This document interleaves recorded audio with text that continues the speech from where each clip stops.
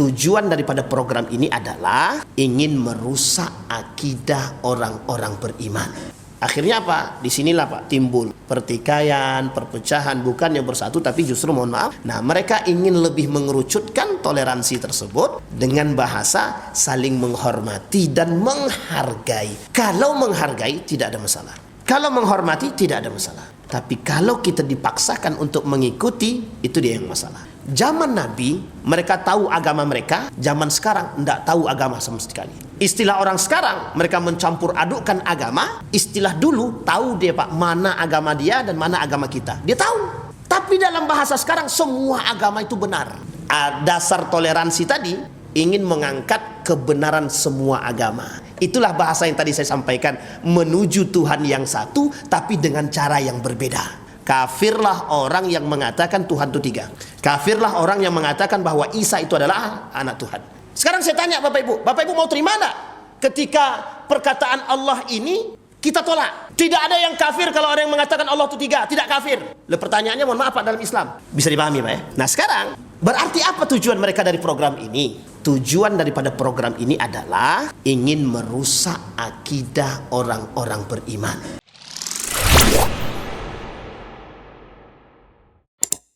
Bapak Ibu sekalian yang berbahagia, di Maghrib ini kita akan membahas bersama persoalan akidah yang menjadi pegangan umat muslim, yang menjadi pegangan orang-orang beriman. Akidah adalah salah satu sarana untuk kita menuju surganya Allah yang telah dijanjikan kepada orang-orang beriman. Siapa mereka orang-orang beriman? Hendaknya kita bagian daripada orang-orang beriman tersebut. Amin ya rabbal alamin. Baik Bapak Ibu sekalian yang berbahagia, sebelum kita masuk pada persoalan tergadainya atau ternodanya akidah seorang mukmin tersebut, perlu kita memahami ada persoalan di tengah umat muslim yang serius, yang Nabi sendiri menyampaikan persoalan tersebut. Kata baginda Nabi Muhammad sallallahu alaihi wasallam,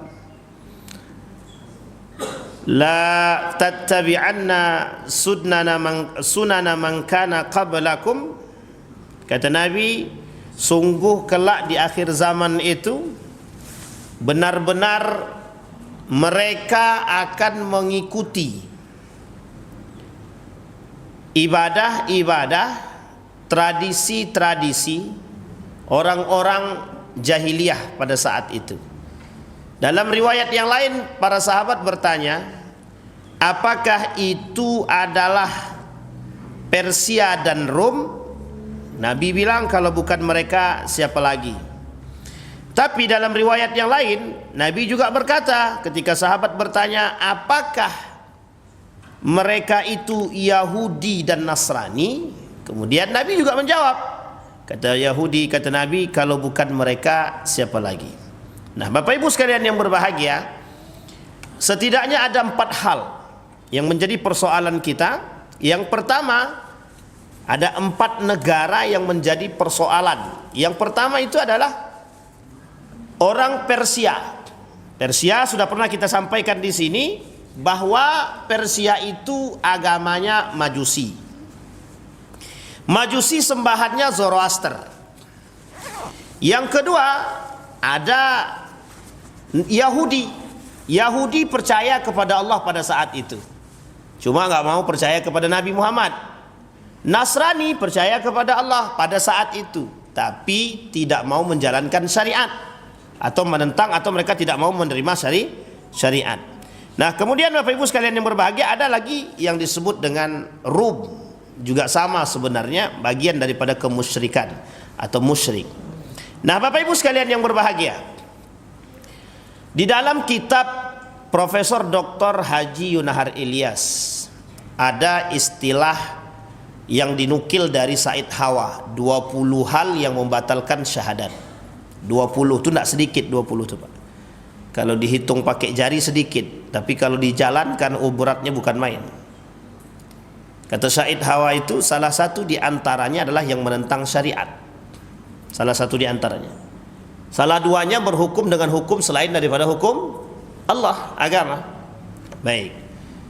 Nah, tapi Bapak Ibu sekalian yang berbahagia, itu kata Syahid Hawa, pembatalan syahadat. Sementara dari sisi yang lain, ada Syekh Sulaiman mengatakan ada 10 pembatal akidah. Di sisi yang lain ada 10 pembatal keislaman. Wah, itu lumayan banyak lagi. Jadi 10 pembatal keislaman, 10 pembatal akidah, 20 yang menyebabkan batalnya syahadat. Jadi kalau digabungkan berapa semua? 40. Kalau 40 itu sedikit apa banyak? Pertanyaan pertama, apakah batal syahadat? Batal syahadat dengan batal Islam sama? Sebagian ulama bilang sama. Apakah pembatalan syahadat, pembatalan keislaman dan pembatalan akidah sama? Sebagian ulama mengatakan berbeda, sebagian besar. Sebagian lagi mengatakan sama. Tapi sebabnya sama. Sebab terbatalkannya syahadat seseorang, sebab batalnya akidah seseorang, sebab batalnya keislaman seseorang itu sama. Kalau kita istilahkan dengan syahadat, kalau syahadat itu ada 2, maka kalau ada yang menambah 1 syahadat, batal tidak syahadatnya itu? Oh, jangan cepat-cepat batalkan dulu. Syahadat pertama kepada Allah, syahadat kedua kepada Nabi Muhammad, syahadat ketiga kepada Ali bin Abi Thalib misalkan. Kira-kira batal nggak syahadatnya? Syahadatnya nggak batal, tapi alirannya sesat nggak tuh? Sesat. Pertanyaannya, rusaknya akidahnya? Rusak. Tapi syahadatnya nggak batal itu? Nah, tapi akidahnya sesat. Akidahnya sesat. Contoh, yang maksum itu baginda Nabi Muhammad SAW. Kira-kira kalau ada yang mengatakan Imam 12 itu sama maksumnya dengan Nabi, kira-kira batal nggak syahadatnya? Secara urutan kesyahadatan dia tak batal. Tapi secara rusaknya akidah, rusak enggak akidahnya? Itu dia. Tapi 2 Ustaz, kalau nambah lagi kan masalah. Maka bahasa Allah, wala taj'alu lillahi niddan, jangan kalian jadikan Allah itu sekutu. Tidak usah cari sekutu bagi Allah, itu maksudnya. Jangan cari kawan. Kalau mencari kawan masalah. Manusia memanusiakan manusia kan masalah tuh. Manusia memanusiakan, Ustaz, ini kan dalam akidah atau dalam akhlak. Kalau manusia memanusiakan manusia, ada manusia yang memanusiakan manusia. Boleh nggak kalau dalam sisi sosial? Ya memang harus. Manusia memanusiakan manusia, ini bahasanya agak ribet banget sih Ustaz. Manusia memanusiakan manusia, memang. Manusia memanusiakan manusia. Ribet banget bahasanya kan. Manusia memanusiakan manusia. Dalam sisi sosial. Tapi dalam sisi yang lain, dalam sisi akidah, maksudnya apa? Dalam kitab Abdul Razak Muhsin Al-Badar, kata beliau, masalah jahiliyah yang pertama itu sederhana masalahnya. Apa masalah jahiliyah yang pertama? Yata'abbaduna bin nas was-salihin. Mereka menyembah orang soleh. Ingat kalimatnya, menyembah. Atau yata'abbadun, menjadikan sembahan. Yattakhizuna abdan, mereka jadikan orang soleh itu tempat sesembahan mereka. Ini yata'abbaduna bin nas was-salihin. Ini masalahnya Pak. Misal ada seorang alim, kita jadikan Tuhan, kita sembah dia, salah tak? Tapi dia soleh, cuma kita jadikan dia sembahan gitu. Makanya jangan sampai umat manusia itu bergantung kepada manusia. Itu bahasanya, tidak boleh bergantung kepada manusia. Nah, Bapak Ibu sekalian yang berbahagia, itu menjadi poin penting bagi kita yang harus kita pahami. Makanya kalau kita berbicara membatalkan syahadat, membatalkan akidah, membatalkan keislaman, memang banyak sekali yang menjadi persoalan kita. Nah, judul kita sederhana malam hari ini, tapi berat sangat. ternodanya akidah di penghujung tahun. Ternodanya akidah di penghujung tahun. Pertanyaannya adalah, mengapa ternodanya akidah di penghujung tahun atau di akhir tahun? Pertanyaannya sederhana, mengapa? Yang kedua, siapa? Siapa? Yang ketiga, apa sebab? Bisa dipahami Bapak Ibu ya? Karena kuncinya cuma di situ. Sekarang kita bahas, Pak. Apa itu akidah? Akidah itu pemahaman yang sejalan, yang mengesahkan Allah. Kalau bahasa lain daripada akidah, tauhid. Wahada, yuwahidu tauhid. Mengesahkan Allah kalau bahasa Indonesianya. Tapi meskipun tak layak untuk di Indonesia kan. Wahada yuwahidu tauhid. Mengesahkan Allah. Berarti kalau mengesahkan Allah, qul huwallahu ahad, la ilaha, tidak boleh dipotong. La ilah, kata orang tua zaman dulu, la ilaha illallah, salah itu. Yang benar, ngomongnya harus benar, la ilaha. Kalau disempurnakan, illallah. Tapi kalau ada manusia yang mengatakan la ilaha ghairuk, la ilaha ghairuhu, kalau hatinya mengatakan kepada Allah, jatuh. Kalau hatinya mengatakan ada manusia yang lain, ada orang yang lain, maka syirik atau menjadikan Allah kawan dan lain sebagainya. Ini tauhid, Pak. Oke, kalimat tauhid itu kata Nabi. Ini saya ceritakan lagi tentang cerita Zainab. Nabi masuk rumah Zainab. Kata Nabi ke rumah Zainab, Nabi dengan wajah penuh dengan kekhawatiran. Kemudian Nabi bilang kepada Zainab, yaqul la ilaha illallah. Kalimat pertama yang Nabi ucapkan ketika masuk rumahnya Zainab, la ilaha illallah. Ada yang bertanya kemarin itu, Ustaz, kenapa Nabi ceritanya kok di rumah Zainab? Ya karena waktu itu Nabi masuk rumah Zainab. Kenapa Nabi tidak cerita kepada para sahabat? Setelahnya Nabi cerita dengan model yang berbeda. Ketika Nabi masuk ke rumah Zainab, kata Nabi, la ilaha illallah, wailun lil arabi. Nabi masuk rumah Zainab, kata Nabi, celakalah bagi orang-orang Arab, bagi jaziratul Arab. Itu tidak perlu diterjemahkan, Pak. Jazirah Arab itu banyak. Tapi mengapa Nabi sebutkan celakalah bagi itu gitu? Dijawab lagi sama Zainab. Kata Nabi, nanti orang-orang Arab ini celaka, negara-negara Arab nih. Kenapa? Nabi bilang, mereka itu banyak yang kena fitnah. Zainab bilang, bukankah di situ ada orang soleh? Kemudian, bukankah mereka semua berakal? Dijawab sama Nabi, akalnya sudah hilang. Kemudian orang-orang solehnya lebih banyak kemaksiatan daripada kesolehan mereka. Bahasa lainnya, orang soleh diam, orang-orang alim tak berani berbuat apa-apa. Kemungkaran, kemaksiatan, kemusyrikan. Di dalam Al-Quran itu Allah bilang begini, ketika kami ingin menghancurkan satu kaum, kata Nabi, kata Allah, ketika kami ingin menghancurkan satu kaum, maka ada sebab-sebab yang bisa dijadikan alasan untuk menghancurkan satu kaum. Satu, berpaling daripada Allah. Asyirku billah au yatawalla minallah. Mereka syirik kepada Allah atau berpaling daripada Allah. Yang kedua, yang menyebabkan satu kaum halakatul umam wasyu'ub, kehancuran umat dan kelompok-kelompoknya atau kelompok atau bagian taifah kaum, mereka mungkarat, fi'lul mungkarat, banyak melakukan kemungkaran, kemaksiatan, kezaliman. Yang ketiga, kemaksiatan, zina, khamar dan lain sebagainya. Itu mudah sekali bagi Allah. Ketika kaum Nabi Yunus alaihissalam, Nabi Yunus pulang duluan atau keluar duluan karena masyarakatnya tidak mau mendengarkan Nabi Yunus. Dalam istilahnya sebenarnya Nabi Yunus terlalu cepat mengambil keputusan sehingga beliau pergi. Pertanyaannya adalah, apa yang ingin Allah turunkan bagi mereka? Ketika Allah menurunkan bencana, sedikit musibah dan mungkin dianggap azab, di tengah itu mereka bertobat kepada Allah. Makanya Allah kemudian memberikan bagi mereka ketenangan, tanaman yang subur, kedamaian. Pertanyaannya adalah, mengapa sebelum itu Allah turunkan bagi mereka azab? Karena mereka berpaling dari Allah.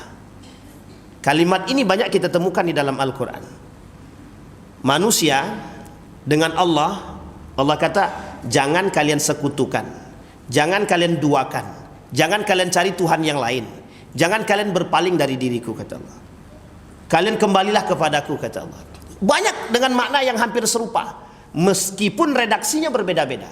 Artinya Allah tuh inginkan kita selalu berpegang teguh dengan Allah, bukan yang lain. Kata Allah, wattaqullah, bertakwalah kepada Allah, wa'budullah, beribadalah kepada Allah, sembahlah Allah gitu. Nah, sekarang Bapak Ibu perhatikan, di tengah dunia yang sekarang ini penuh dengan rumitnya, dunia yang penuh dengan muskilnya, masalahnya, dunia yang belum nampak jelasnya, abu-abunya, dunia dengan penuh abu-abu ini, disitulah Nabi bilang berpegang teguhlah. Berpegang teguhlah. Ketika ditanya, ada seorang sahabat nanya sama Nabi, ya Rasulullah, bagaimana cara kami selamat menjadi seorang mukmin yang baik dan selamat? Qul Rabbunallah tsumma istaqim. Katakan Allah Tuhanmu, Tuhan kita, kemudian istiqamah. Bahasa itu sederhana, cuma penjabarannya panjang sekali. Dan bahasa itu sederhana, cuma pengaplikasiannya susah sekali. Apalagi manusia dalam keadaan terjepit. Manusia dalam keadaan terjepit ada dua kemungkinan. Kalau terjepitnya sangat terjepit, sudah kalang kabut dia cari tempat lain selain daripada Allah. Tapi kalau masih bisa bernapas dia, sudah hancur, baru dia kata, ya Allah, aku bertobat kepadamu, aku kembali padamu. Kata Allah, masih mending engkau datang kepadaku daripada tak sama sekali, gitu. Sebenarnya kalau mau dijawab, ngapa kau baru datang sekarang, sudah hancur baru datang, gitu.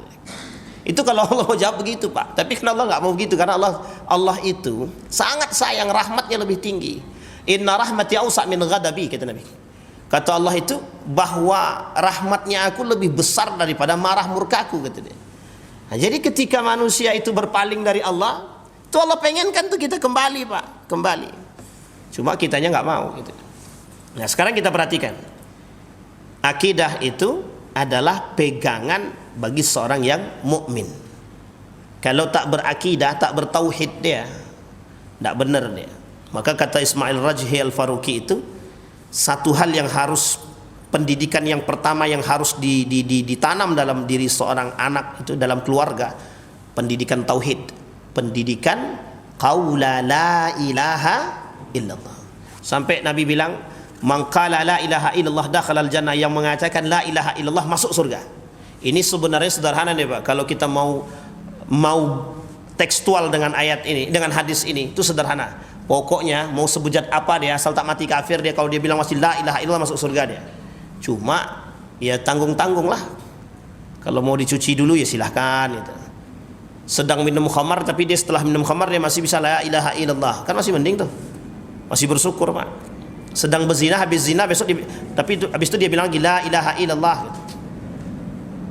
Makanya, Pak, ketika ada seorang pelaku maksiat masih mengucapkan la ilaha illallah, itu masih ada peluang bagi diri dia untuk masih, Pak. Yang kita khawatirkan itu ada seorang alim ulama justru, mohon maaf, bisa jadi murtad dia. Makanya bahasanya, selamat mana, mantan preman atau mantan ustad?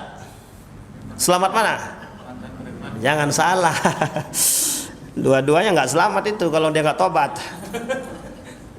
Ya mantan preman kalau dia nggak tobat ngapain? Mantan ustad, ya kan baru mantan gitu ya. Sampai di sini paham ya, Bapak Ibu. Jadi kalau Bapak Ibu semua pernah mendengar ada hadis mengatakan salah satu yang masuk surga duluan tuh, masuk neraka duluan itu adalah para dai, bukan ustad ya, para dai gitu ya. Ya itu memang masalah, memang itu poin penting gitu. Jadi sebabnya sederhana. Kabura maqtan 'indallah an taqulu ma la taf'alun, kata Allah. Sebabnya cuma itu. Kadang-kadang ketika ustadznya bilang Percayalah kepada Allah. Takut Pak, kita takut khawatir ustadznya nggak percaya sama Allah, itu masalah. Jadi ketika kita dalam masalah, kita datangnya kepada manusia, di situ juga masalah di situ. Nah, ini poin penting dalam akidah. Istilah akidah itu begitu. Makanya memegang akidah itu jangan sembarangan gitu. Kalau kata guru saya, Anda berani mengatakan inna salati wa nusuki wa mahyaya wa mamati lillahi rabbil alamin, mana yang Anda serahkan pada Allah hidupmu itu mana gitu.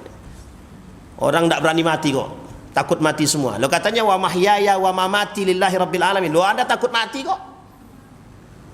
Di mana perkataan itu sesuai dengan apa yang kita buat? Enggak ada. Wa mahyaya, hidupku untuk Allah. Di mana porsi paling banyak untuk Allah? Enggak ada. Salat 5 waktu itu pun terpaksa. Kalau tidak ada kewajiban kita nggak sholat, itu bahasanya Pak. Jadi artinya kuncinya itu ditegaskan sama Allah. Benar nggak kalian cinta sama Allah? Dan ingin melihat Allah itu betul-betul cinta dengan kita. Disampaikan sama Allah dalam disampaikan ada oleh Nabi Muhammad SAW. Innallaha idza ahabba abdan ibtalah. Kalau Allah sudah mencintai seseorang, hamba itu dia akan kasih ujian. Ujian itu ada 2, kebaikan dan keburukan. Kenikmatan, kerusakan, musibah. Musibah pun ada 2, kebaikan dan keburukan. Makanya kedua-duanya ujian. Kata Nabi, kalau seandainya Allah itu cinta kepada manusia, dia akan uji dia. Nah, ujian itu banyak. Salah satu diantaranya ujian daripada agama itu sendiri. Ujian daripada agama. Nah, Bapak Ibu sekalian yang berbahagia, mengapa kita perlu memegang akidah? Ini yang paling penting poinnya di sini. Mengapa kita perlu berpegang teguh dengan akidah? Memegang akidah ini mengapa penting? Orang berakidah itu di akhir zaman ibarat berjalan di atas bara api. Berjalan di atas paku yang tajam. Ini paku, kita jalan di atas itu, Pak. Sakit apa tak sakit? Ya tergantung juga. Kalau punya ilmu kebal ya enggak. Jalan kita di atas paku ini Pak, itu mesti pelan-pelan betul. Kalau kencang mesti tertusuk kan? Di sini Pak, ibaratnya di situ. Makanya Nabi sampai berani bilang, orang yang menjaga tauhid di akhir zaman itu ibarat orang yang sedang memegang bara api. Seorang ulama bilang begini dalam tulisannya ketika mengupas hadis yang disampaikan oleh Nabi tentang yang Nabi ceritakan kepada Zainab itu. Kata ulama tersebut, selamatnya seorang al-mu'min al-hasif atau salamatul mu'min di akhir zaman itu man istamsaka bil kitab was sunnah, yang berpegang teguh dengan Al-Qur'an dan sunnah. Artinya dalam itu ada bagian tauhidnya kan. Nah, di sini poin pentingnya. Nah, sekarang kita masuk poinnya Bapak Ibu. Pertanyaannya, mengapa ada orang yang tersesat? Disampaikan dalam riwayat yang lain. Min asbab, bukan riwayat, dari pemahaman seorang ulama. Min asbabi, dari sebab-sebab halakatul umam, kehancuran satu kaum. Al-munkarat, intisharul munkarat wal musyrikun wasyirik, tersebarnya kekufuran, tersebarnya kesirikan, tersebarnya kemungkaran. Dijawab lagi, min asbabi intishar, beliau kata dari sebab-sebab tersebarnya intisharul munkarat wal kafarat wal kufurat, kemudian tersebarnya kemusyrikan. Apa sebab? Dha'ful ilmi wal iman, lemahnya ilmu dan iman, kata dia. Nah, jadi kuncinya di situ Pak. Sebab tersebarnya kemungkaran, kekufuran, kalau bahasanya Muhammadiyah itu TBC, tahayul bid'ah khurafat. Nah, itu dia. Apa sebab tersebarnya 3 itu? Tahayul bid'ah khurafat, kata Muhammadiyah. Sebabnya satu aja, du'ful iman wa du'ful ilmi biddin, dan lemahnya ilmu agama. Kita ambil contoh. Ada kelompok mengatakan kalau tidak pakai peci merah tak sah salatnya. Merah putih, kalau tak pakai peci merah putih sesat, tidak sah salatnya. Sekarang saya tanya Bapak Ibu, itu sesat apa tak sesat? Itu kalau ada yang begitu kan sesat. Kayak saya pernah ceritakan di sini Pak, saya pernah dapat dan kita pernah tahu itu, bahwa ada orang satu kelompok sholat tanpa busana di dalam kamar tanpa sehelai benang pun gitu.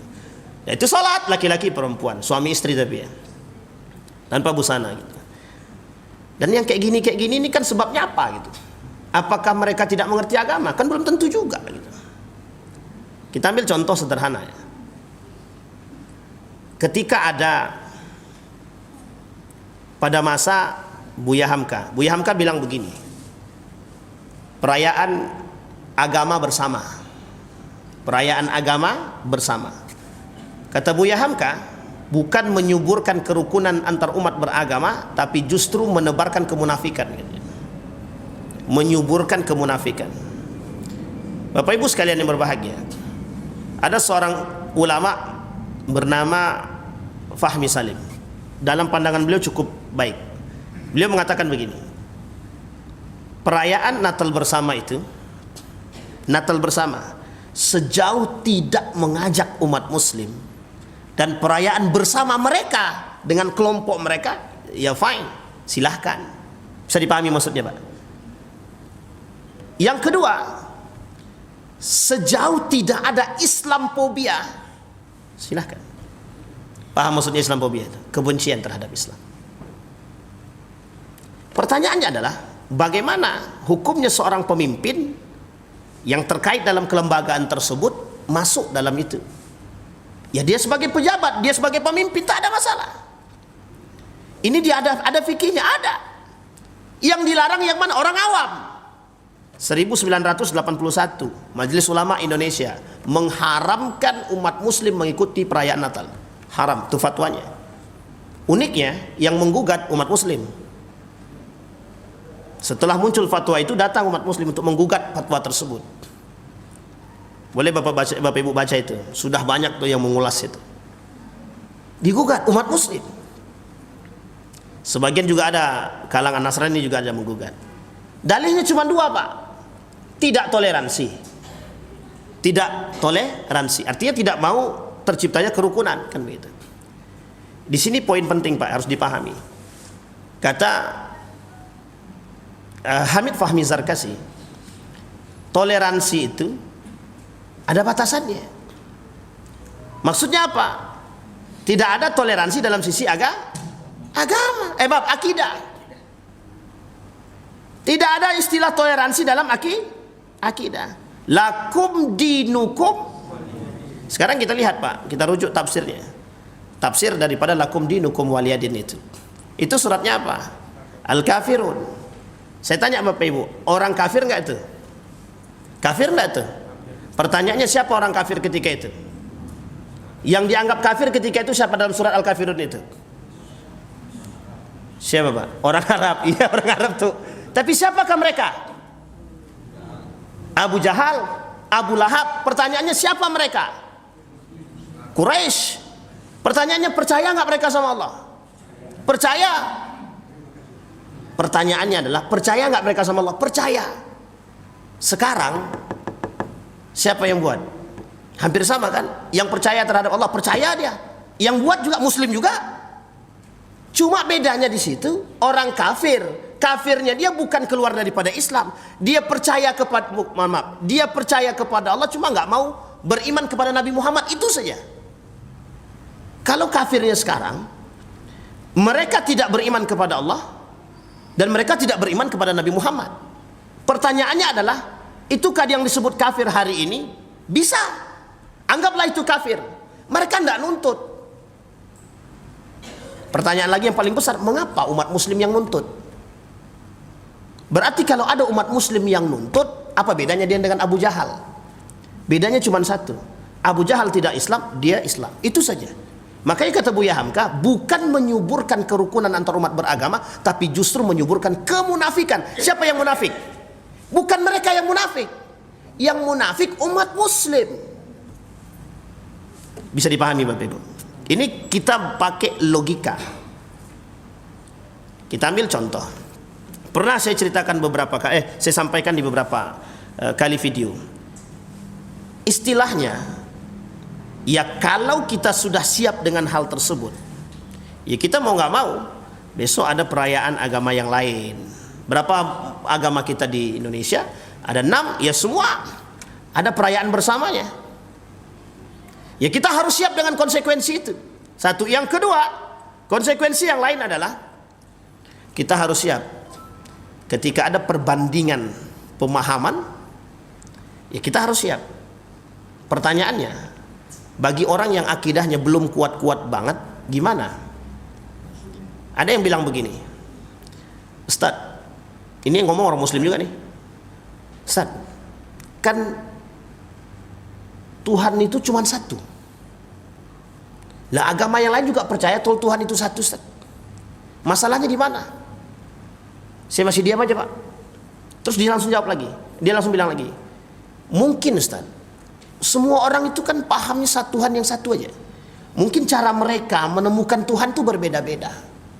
Jadi setiap orang kalau punya jalan menuju Tuhan yang berbeda kan tidak ada masalah. Sekarang saya tanya Bapak Ibu, kalau mereka jawabnya begitu, Bapak Ibu mereka bilang begitu, kita mau jawab apa? Kan semua orang punya jalan menuju Tuhan yang satu, tidak ada masalah. Kata dia, kata kita tuh tidak masalah. Karena dalam ajaran kita berbeda. Nah sekarang pertanyaannya, kita disuruh memahami dalam satu blok barang nih. Kita disuruh mengikuti sesuatu yang tidak kita imani. Dan mereka kita suruh mereka mengikuti sesuatu yang mereka tidak imani. Bisa dipahami di sini. Ini yang disebut dengan oleh Dr. Adyan Husaini kerancuan berpikir dalam logika. Artinya kita sedang diaduk-aduk dengan hal-hal seperti ini. Inilah yang disebut dengan mencampur adukkan yang hak dan yang batil. Bisa dipahami Bapak Ibu ya? Nah pertanyaannya adalah, dalam pencampur aduan yang hak dan yang batil ini, itu yang menang siapa? Muncul pertanyaan. Dalam perangnya ketika bulan suci Ramadan, perang Badar, 17 Ramadan, sebab turunnya ayat Al-Quran. Itu Yaumal Furqan, Yaumal Taqal Jam'an, bertemunya dua kabilah besar yang Allah sebut dalam Al-Quran Yaumal Furqan, pembeda antara yang hak dan yang batil. Artinya ada yang hak dan ada yang batil. Yang batil tidak akan bisa dicampur dengan yang hak. Sekarang pertanyaannya, menang yang mana? Dalam ayat ini yang menang yang hak, yang kalah yang batil. Dalam hal ini umat muslim yang menang, yang kalah kafir. Sebagai bentuk pujian bagi orang beriman dalam hal ini. Pertanyaannya sekarang, mengapa harus dicampur adukkan lagi? Kita ingin apa? Ingin memenangkan yang batil atas yang hak? Ataukah kita ingin mengembalikan yang benar pada titiknya? Disinilah konsep yang kita sebut hati-hati tergadainya akidah. Bisa dipahami Bapak Ibu ya? Inilah poinnya Pak. Kata Adyan Husaini, kata Hamid Fahmi Zarkasi di situ. Kita secara, kalau dalam bahasa akal, kita tidak nampak tergadainya akidah kita tuh tidak nampak Pak. Tidak nampak sama sekali. Orang kok cuma ngucapin Pak, selamat Natal ya, kan cuma ngucapin. Seorang Felix Shaw dalam podcastnya ada seorang pendeta. Seorang pendeta itu bilang begini.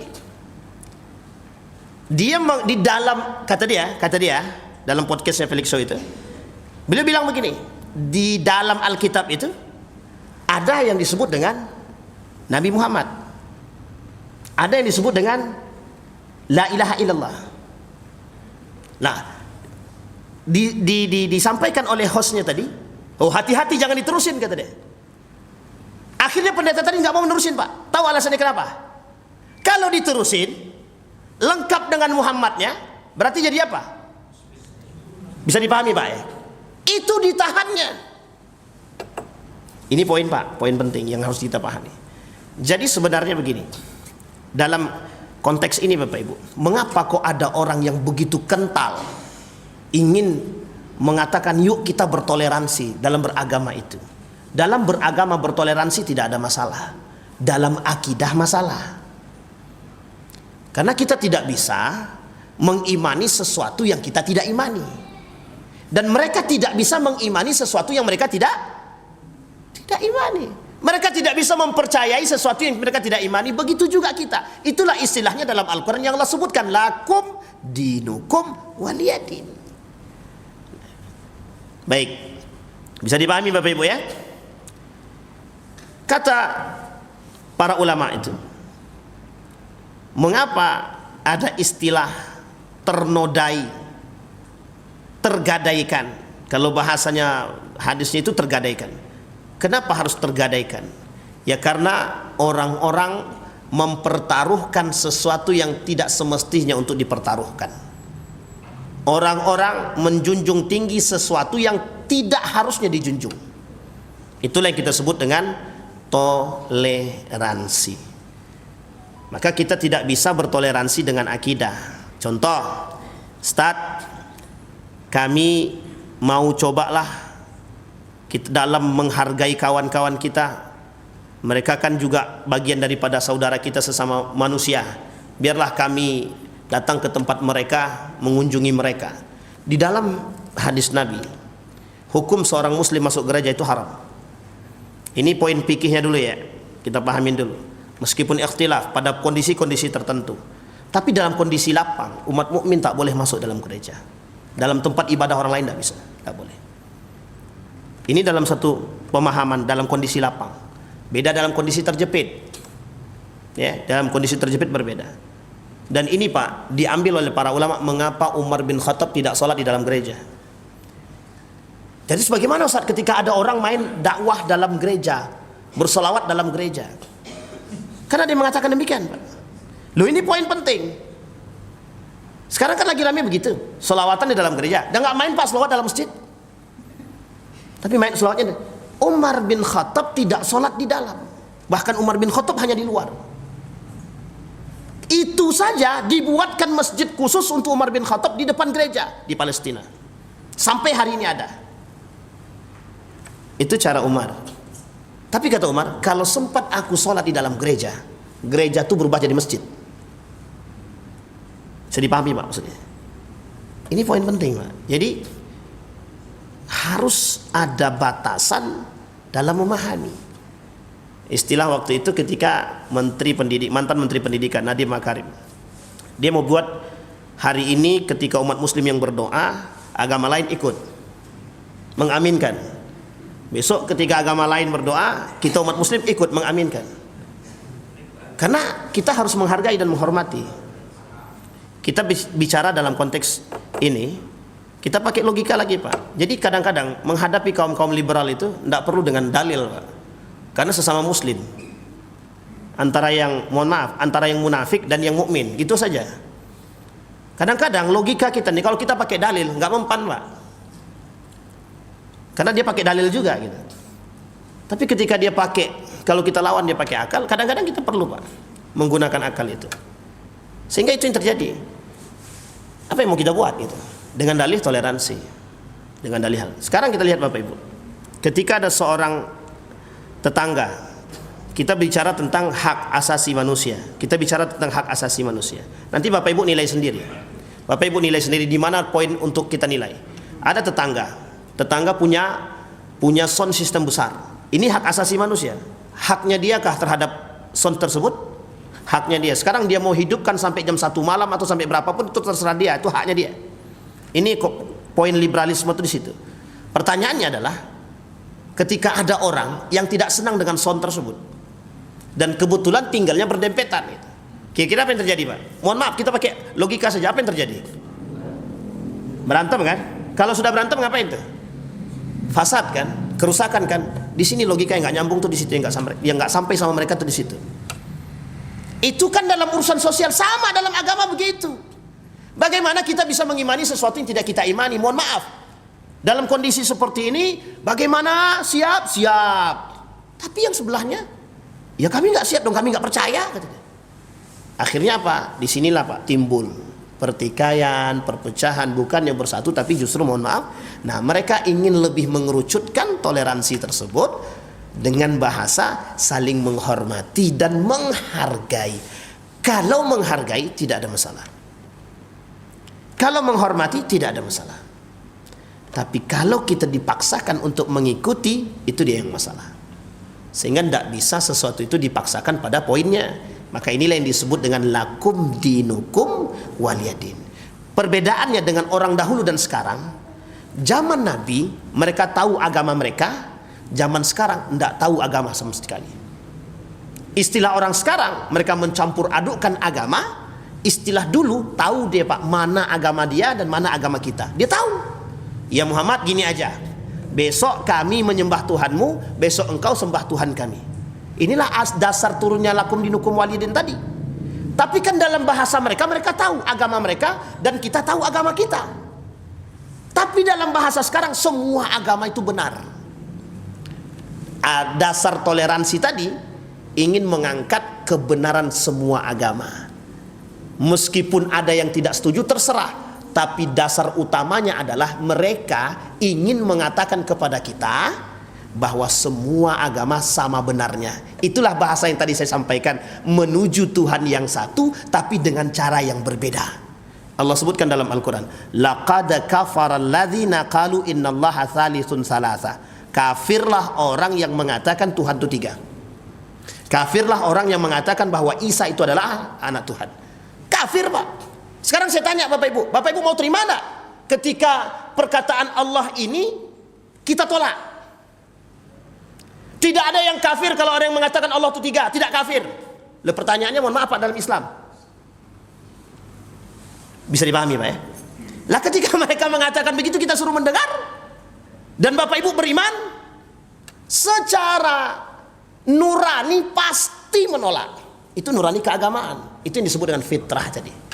Mesti menolak. Bisa dipahami Bapak Ibu? Nah sekarang, berarti apa tujuan mereka dari program ini?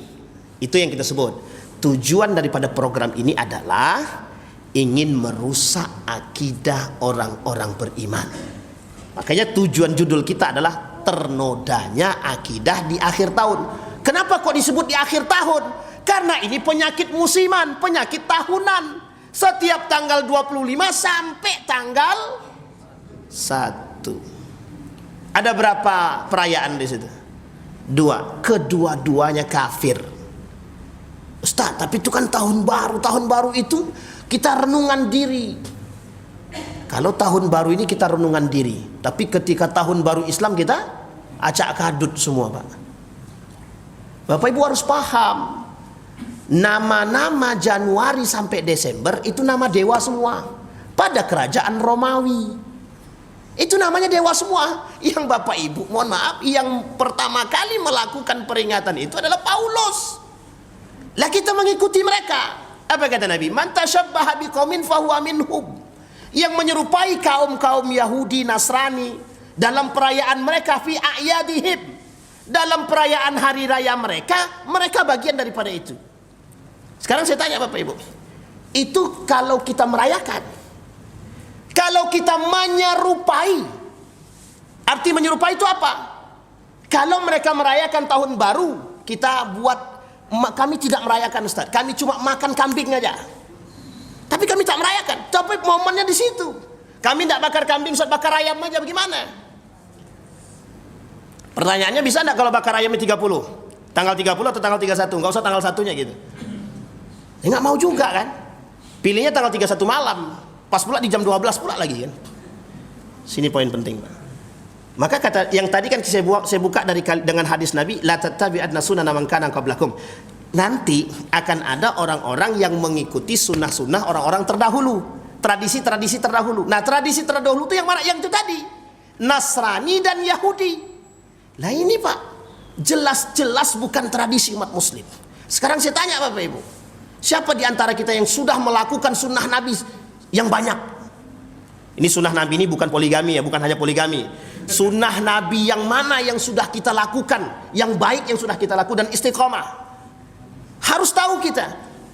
Jadi jangan kita melakukan tradisi Yahudi ataupun Nasrani sementara kita anti dengan tradisi Islam. Ini poin penting, Pak. Jadi akhir tahun itu, kalau bahasa kami, bukan mendatangkan keberkahan tapi menjauhkan, bukan mendatangkan keberkahan, justru menjauhkan akidah. Itu dia rusaknya. Baik, sekarang kita lihat Pak, di dalam persoalan keislaman seseorang, bisakah perbuatan yang tadi kita buat merusak keislaman seseorang atau merusak akidah seseorang? Bisa, kalau seandainya mereka terjebak dalam perbuatan kufur. Misal Bapak Ibu mempercayai bahwa perayaan mereka, agama mereka benar, pluralisme. Artinya Bapak Ibu memahami ada agama lain dan ada Tuhan lain. Sampai di sini paham? Artinya apa? Sudah dua Tuhannya berarti. Tuhan kita dan Tuhan mereka. Berarti ada berapa Tuhan?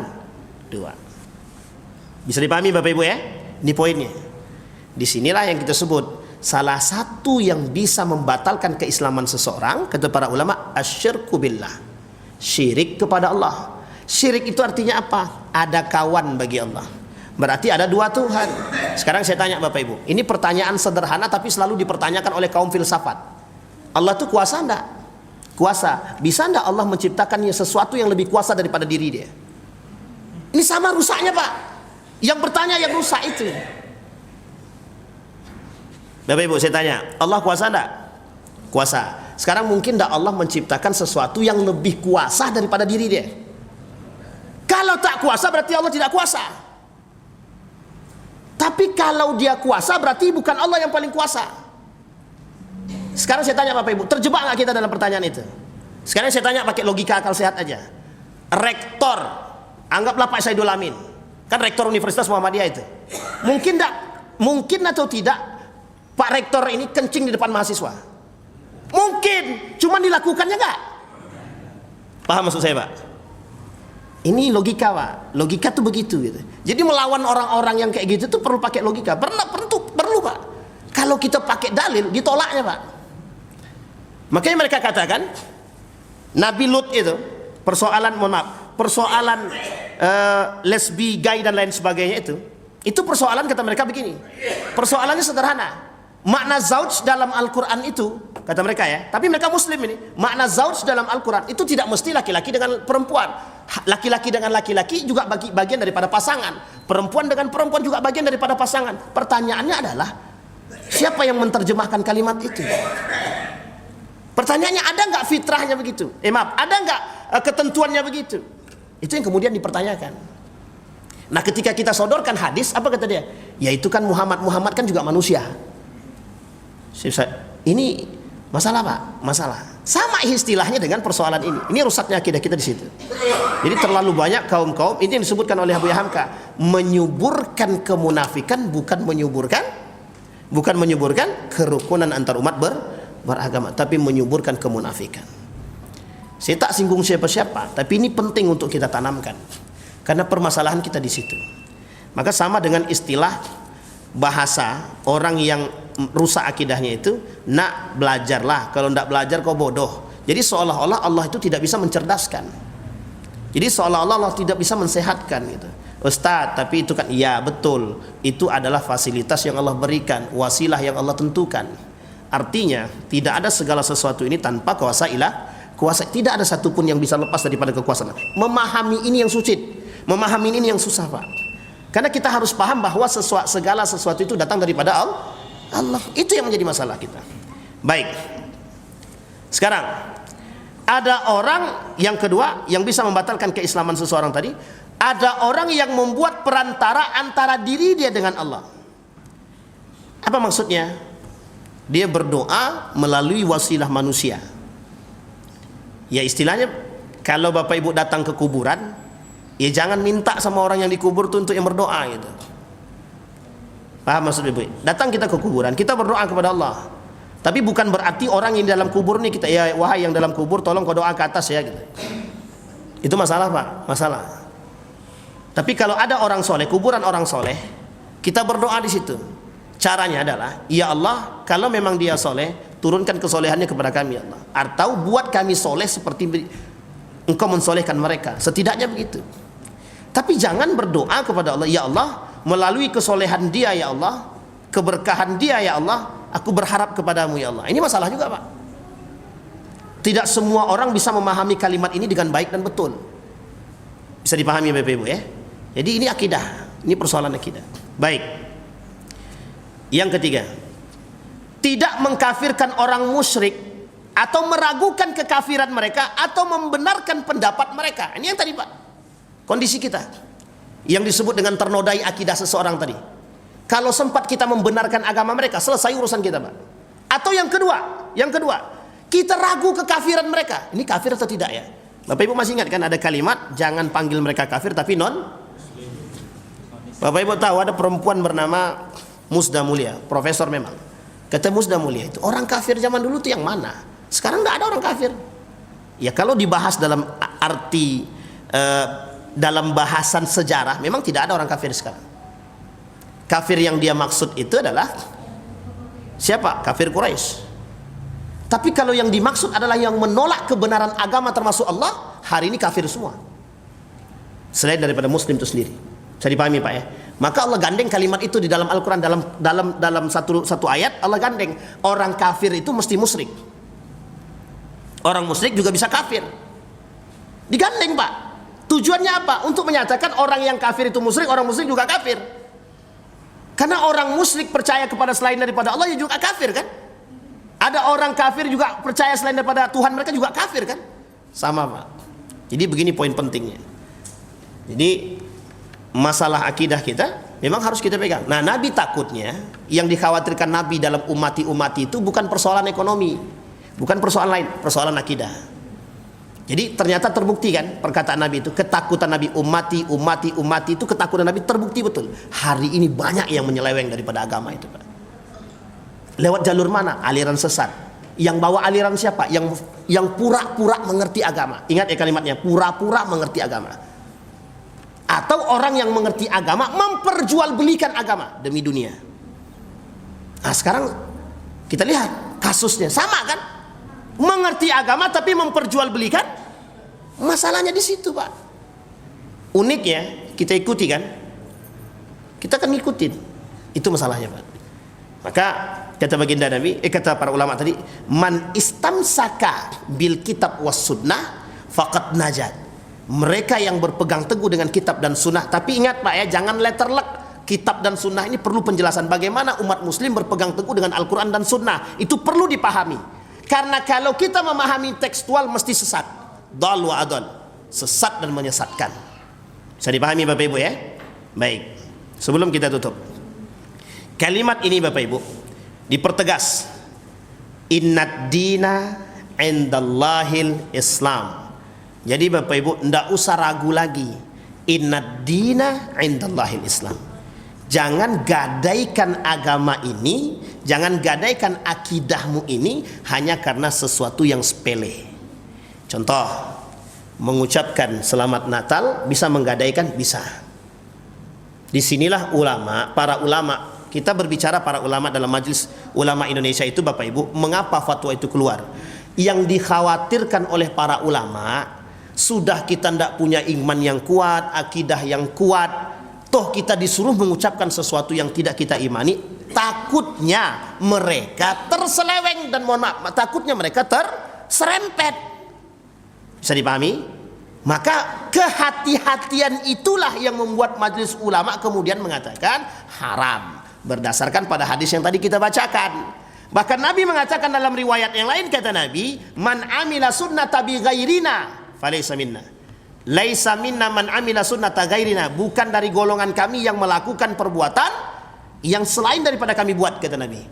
Bahkan disampaikan oleh Nabi, la tashabahu bil yahud, jangan kalian mencontoh Yahudi, wala tashabahu bin nasara, jangan begitu juga dengan Nasrani. Nah, sekarang pertanyaannya muncul, bagaimana kalau kami cuma pakai atributnya aja Ustaz? Kan begitu. Sekarang saya tanya Bapak Ibu, saya tanya, di toko-toko muslim ada enggak? Kita bicaranya di toko muslim. Kalau di toko mereka kita nggak perlu tanya, itu punya mereka. Pertanyaan di toko-toko muslim, ada nggak yang pakai begituan? Pertanyaannya adalah mengapa? Disinilah poin penting Pak. Jadi pertanyaan tadi, judul kita itu sebenarnya diperuntukkan untuk siapa? Untuk mereka yang tidak mengerti agama. Untuk siapa? Untuk mereka yang tidak berpegang teguh dengan tauhid yang benar. Itu dia Pak. Kalau untuk Bapak Ibu saya kira insya Allah aman. Dan saya kira tidak ada yang mau pakai yang seperti itu kan, nggak ada kan? Nggak ada kan yang di rumahnya ada pohon kan, nggak ada. Kecuali pohon rambutan. Nggak. Ya itu penting Pak. Bisa dipahami Bapak Ibu ya. Nah Bapak Ibu sekalian yang berbahagia. Kemudian tidak mengkafirkan orang-orang musyrik. Bapak Ibu, tidak mengkafirkan orang-orang musyrik ini bahasanya harus kita pertegas. Pertegasnya bagaimana? Qul ya ayyuhal kafirun. Ayat ini bukan hanya untuk orang-orang kafir saja pada saat itu, tapi sampai hari ini ayat itu sangat relevan bagi kita. Artinya kalimat itu mesti ditekan dengan kalimat kunci, lakum dinukum waliyadin. Tidak ada yang lain. Kan disebutkan, qul ya ayyuhal kafirun la a'budu ma ta'budun wala antum 'abiduna ma a'bud wala ana 'abidu ma 'abadtum. Terus Pak? Baik. Nah, yang terakhir Bapak Ibu sekalian yang berbahagia, dari pretelan judul kita tadi, maka yang ingin diangkat dari judul ini sebenarnya sederhana, nasihat bagi kita. Apa itu nasihatnya? Menjaga keluarga itu penting, menjaga diri kita yang paling penting. Qu anfusakum wa ahlikum nara. Terserempetnya masuknya seseorang ke dalam neraka itu bukan karena yang lain, karena mereka mengikuti jejak orang-orang Yahudi dan Nasrani yang sudah dijanjikan oleh Allah kafir, neraka. Apa neraka yang Allah janjikan? Orang kafir janjinya neraka yang Allah janjikan, neraka jahanam. Orang munafik apa yang Allah janjikan? Neraka jahanam. Orang musyrik neraka yang dijanjikan apa? Neraka jahanam. Jadi mohon maaf kalau ada umat muslim yang percaya dengan agama yang lain, berarti tandanya berarti dia sedang menyiapkan tempat di neraka. Baik, bisa dipahami Bapak Ibu. Jadi kita harus berhati-hati. Jadi orang berakidah nerakanya itu memang mengerikan. Nerakanya mengerikan, surganya memang nikmat. Surganya Firdaus, nerakanya jahan. Sekarang tinggal pilih aja. Nabi bilang, ada rojul, ada pemuda yang menghidupkan api. Ada binatang melata mendekati api tersebut, kata Nabi. Nabi memisalkan diri dia seperti pemuda tersebut. Ketika api itu hidup, ada binatang yang mendekat. Pemuda tersebut menarik satu-satu binatang tadi, jangan masuk ke neraka, jangan masuk ke api itu. Nah, Nabi memberikan semua fasilitas kepada kita, wasilah bagi kita untuk menuju surga, bukan ke neraka. Jadi ketika ada orang yang berjalan menuju neraka, Nabi tarik satu-satu. Jangan ke neraka, jangan ke neraka. Tapi yang lain pada mau ke sana. Ditarik lagi sama Nabi, jangan. Tapi masih mau masuk juga. Akhirnya apa? Ketika ditarik sama Nabi, mereka cari jalan lain. Artinya mereka cari jalan sedemikian rupa yang penting kami masuk neraka. Itulah istilah orang-orang yang tidak mau berpegang teguh dengan akidah yang baik, tidak berpegang teguh dengan Al-Quran dan Sunnah, dan tidak berpegang teguh pada sunnatul khulafair rasyidin. Sampai di sini bisa dipahami Bapak Ibu? Artinya perayaan Natal dan perayaan Tahun Baru bukan dari tradisi orang-orang Muslim. Ikutilah yang bisa kita ikuti. Ada Maulid Nabi, itu aja yang datang cuma sedikit. Ada Isra wal Mi'raj, pas lagi makan-makannya rame, pas sholatnya cuma satu sop. Kan ya, ini PR kita bersama mengokohkan akidah. Makanya bahasanya Bapak Ibu, kata Nabi, hati-hati. Di akhir zaman itu semua bisa terjadi. Hanya saja yang selamat, kata Nabi, yang berpegang teguh dengan hal tersebut. Nah, bagaimana cara kita menjaganya? Tanamkan akidah dalam rumah. Bagaimana caranya? Orang tua terkhusus yang harus mengerti duluan, baru kemudian mereka menggunakan kekuatan dan kekuasaan untuk menjelaskan kepada mereka dengan kepintaran dan kecerdasan mereka, sehingga bisa menghasilkan generasi-generasi yang baik, insya Allah. Kalau hari ini Bapak Ibu berhasil, insya Allah 10 tahun yang akan datang tidak ada lagi istilah perayaan tahun baru, itu tidak ada. Yang ada tahun baru Islam. Amin ya Rabbal. Bisa ya Bapak Ibu ya? Nah, bisa ditanamkan di rumah. Jangan sampai pula kami tidak, seolah cuma bakar ayam aja. Sama aja Pak Bu. Baik, saya kira itu saja, mudah-mudahan ada manfaat bagi kita semua. Fa'tabiru ya lil afsar. Silakan. Boleh tanya Bapak Ibu? Boleh. Kalau menghadiri undangan pesta. Baik. Ini tetangga atau apa? Oh, kawan lah ya.